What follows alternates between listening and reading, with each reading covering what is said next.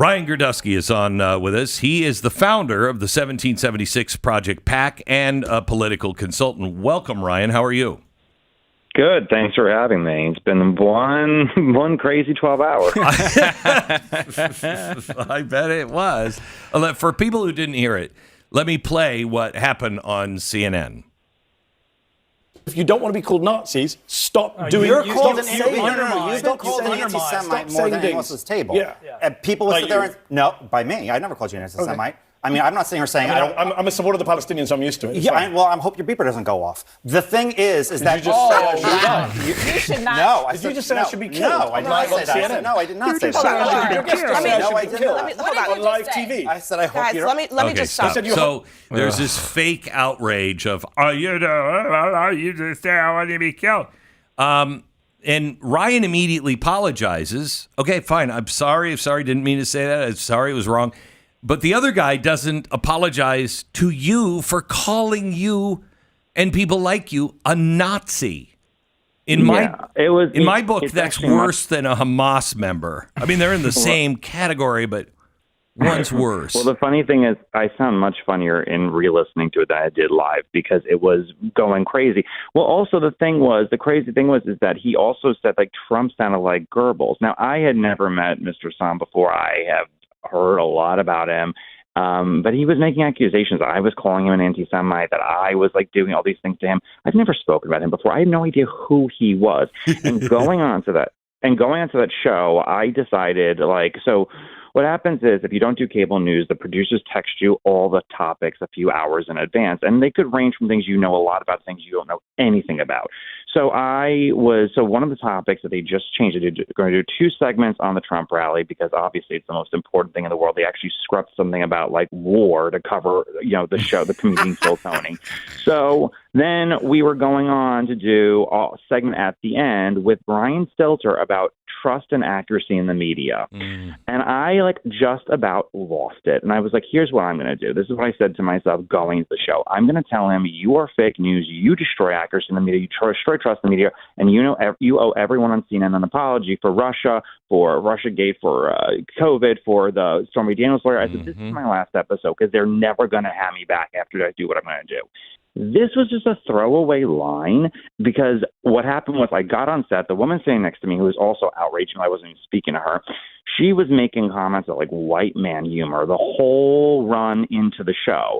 And I was like, and we're just it just freaking irked me. I'm like, I would never say opposite racial things like that, but if I did, I wouldn't even make it to the show open. But it was just like the double standard. Then I said on the show that people in the media said that everyone who attended the Trump rally was a Nazi. Abby said that wasn't true. Totally true. Which, by the way, Abby has falsely corrected me on air for things I said it was true. Like she said, I made up the word, the Ferguson effect, which I know very clearly, right. Even though she wrote about it 10 years ago. Right. So anyway, I did the thing. It was a throwaway line. We go to commercial. Mehdi throws his mic on the table, storms out of the place. I'm not going to be on with him. Abby is like, can you please step aside? Because Allison was like, he needs to leave. And I was like, I'm sorry. I didn't mean to embarrass. I hope you don't get in trouble with corporate. I told the producer, I hope you don't get in trouble with corporate. I didn't mean to do anything to harm you. Because they've always been very lovely to me, and I'm a professional.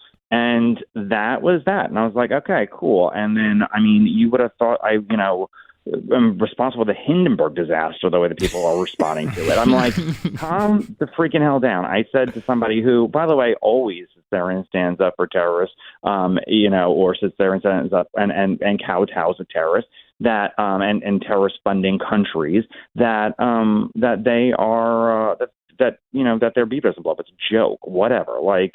Grow a pair. I don't know. I'm a man. If you sit there and make a joke at my expense and then you apologize if I'm really offended, whatever, I'm over it in 30 seconds. Right. I'm not going to go storm off and act like, what.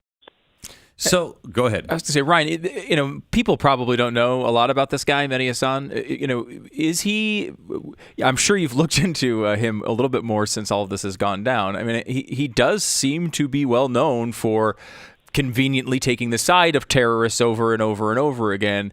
What do we know about what his beliefs are? I don't know him. I don't watch cable news. I certainly don't watch MSNBC. I mean, I watch cable news once in a while. I don't watch MSNBC unless it's an election night where they're losing and they're all crying on set. I don't know.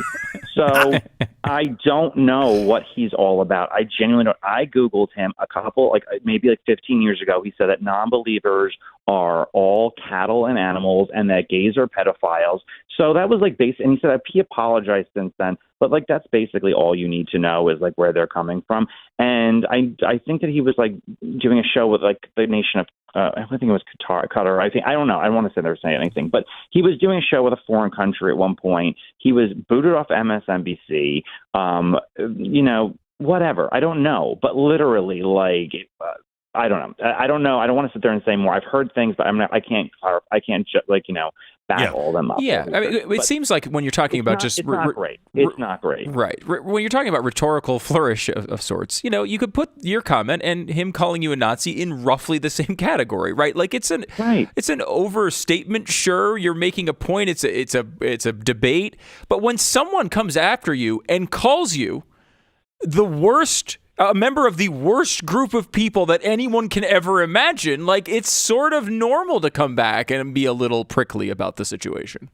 Well, also the thing is, they will never know what it's like to be a conservative in the media. They will never. The only Democrat in probably the history of the world who know what it's like to be a Republican is Joe Biden. In the 1 month that they all sat there and said, you have to get out, and the whole media was against them. They do not know what it's like to do show after show where the hosts are biased and the guests are biased, and it's 3-on-1 screaming at you constantly. And you're like, hey, I read the statistic somewhere, and it doesn't really matter. Because what is important is the narrative. That's all they care about. It is the narrative and the narrative and the narrative.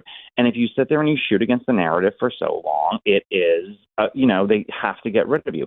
I don't care. It's not like I was going to get a show on CNN anyway. I live a completely normal life. I do school board elections with the 1776 Project. That's what I do. This is just something I did, for 3.25 episode, if you think about it.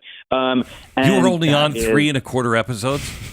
Of Abby's show, and then the other show is on twice. I did maybe 5.25 shows in 3 weeks. Yeah, that's amazing. All of them went viral. Yeah, I was gonna say I think every single one of them went viral. I thought you were on all the time because I know every single time I turn on the Twitter, you're going viral for this. No, I was on the whole network less than a full 6 episodes.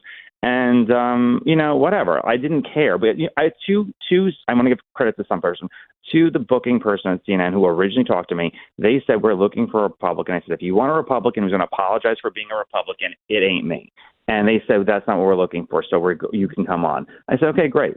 I told them flat out who I was, that I was very open and honest. I'm not going to apologize for being a Republican. I'm not going to attack Donald Trump, not on CNN. My grandmother would kill me. That is not going to be me. And so, whatever. That's all fine. And they let me on, so I'm lucky to have the opportunity. Probably could have handled it differently, but at the end of the day, I'm not a Nazi, and the fact that one guest gets to call another guest a Nazi, and the other one can't have a flippant joke. That was funny, by the way. Much funny. Objectively a funny line. It is. I mean, it is. It is a little roast comedian. We just had this experience with the MSG situation. Mm-hmm. It's in that category, which they might not like, but objectively a funny line. So, can I ask you, when the producers called, they said you were a little reluctant to come on the air. Why?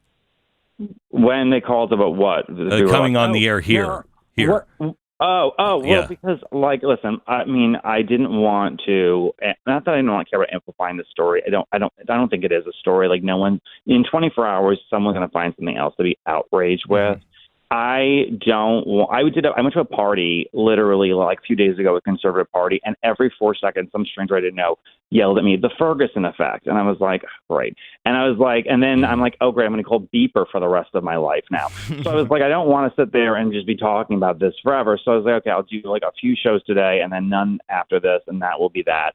And, because I was like, listen, I have a moment where I can talk about my PAC, talk about the school board elections, and mention it while I'm doing it. And that'll be that. I just don't think anyone's really going to care about it and come in a couple of weeks. So, And by the way, one other thing, by the way, that other segment that I was on, I just want to say this. This is the most insane story in the world. This is a total, like, normal CNN segment that I was on. I was on a segment with the Ferguson Effect, and the two women next to me, Ashley Allison, I don't remember the other girl's name because we only spent like 5 minutes together. We did a segment for 25 minutes, almost a half an hour, and one of them looked at the one I don't remember. She looked at Ashley Allison on set right when we went commercial break, pointed at me and goes, "What's his name?" And she goes, "I have no idea."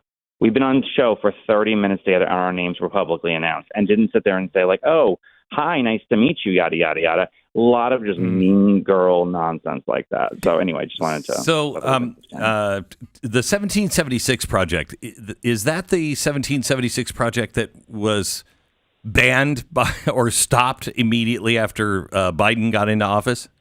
No. This is Okay. a PAC to flip school board elections. We have done over almost 1,000 school board elections in 3 years. We put money directly into school board races to support conservatives for a myriad of issues, everything from testing standards to, enforcement of school rules to CRT to the trans issue. There's one school board in Texas that we literally put every single seat in. So we've done this. We have races coming up in Maryland and in Arizona next week. We have put hundreds of thousands of dollars into those races, and we're trying to sit there and get conservatives elected across the country to protect kids' public education. How do you feel about the election? I'm nervous. Listen, I think Trump's doing well in the Sun Belt. I wrote something for my Substack 2 days ago. The craziest thing in the world, and this is going to drive you nuts. In 2020, the census admitted that they got the data wrong, and they gave extra seats, congressional seats, to Rhode Island, Colorado, and Minnesota over Texas was supposed to get 1 extra, and Florida was supposed to get 2.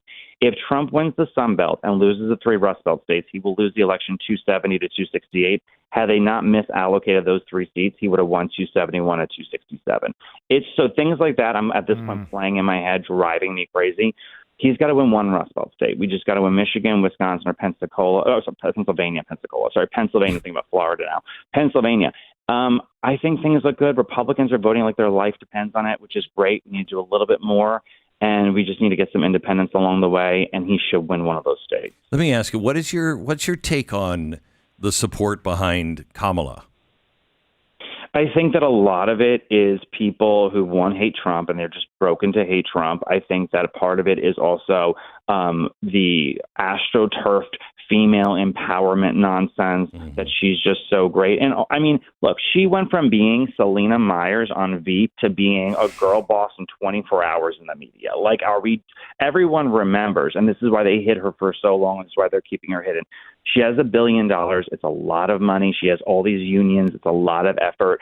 What she doesn't have is a lot of support, but she's harping on this fascism and Nazism thing because she's got one group that can put her in the White House, and that is suburban moms and dads who are very scared of it, and they don't have to worry about tax cuts because they make a lot of money. They don't live in a high crime neighborhood. Their kids go to good schools. They are insulated in a very comfortable bubble. A lot of them live in places that look like the 1950s.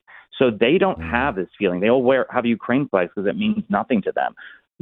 But Hispanics, blacks, Muslims, Jews, people who have a lot of stake on the line because they're living in communities that deal with 2020 and afterwards, they're increasingly voting for Trump. And that is why she's harping so heavily that if you don't do this, if you don't vote for me, you're a bad person. You're a bad white person. You're a bad mom. You're a bad suburban person. You're a bad person. You have to vote for me. And that is her closing message. I don't know how effective it will be, but I mean, these people all vote. They all vote. So the non-college educated, white, working class, blue collar guy out in Pennsylvania, there were 2.66 million of them in 2016 who were not even registered to vote. A lot have registered since then. 20% of all early votes for Republicans are first-time voters. It's got to stay that way, and it's got to increase. Wow. Yeah, that was the day that was released out yesterday. Ryan, thank you so much. Really appreciate it, Thank you, and hope we talk again. 1776 Project PAC founder, political consultant, and a guy who should wear this as a badge of honor, now banned from CNN for telling the truth and telling a joke.